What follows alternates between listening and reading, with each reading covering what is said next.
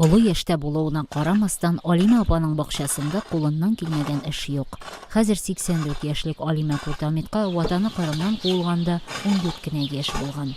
Яшүсмер кыз ничек тә булса акча эшләр өчен Үзбәкстанда кырда эшләгән.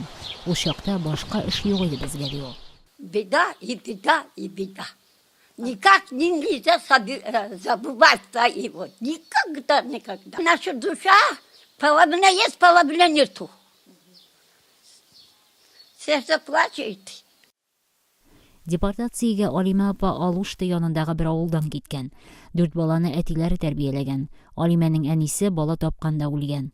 Әтисе дә депортациядәге тормышка чыдый алмыйча 1945 елның маенда вафат булган. Сталин режимы мине ватансыз, гаиләсез генә калдыры түгел, йөрәгемне дә алды, ди Алима апа. Какой предатель? Моя сестренка 5 лет был. Это предатель был, да? А? Предатель был 5 лет. Предатель, да? Куда он свою родину продает? Ты говори и скажи. Юрек всегда плачет, сердце. Всегда плачет и всегда плачет. И буду плачать, все по смерти буду плачать.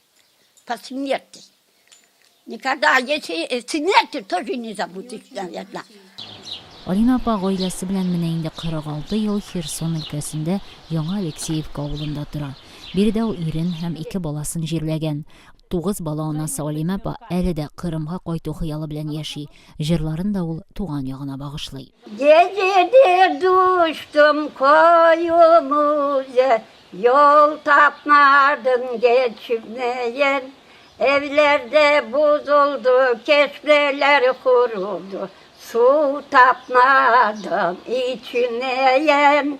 Evlerde bozuldu, keşmeler kurudu, su tapmadım içmeyen.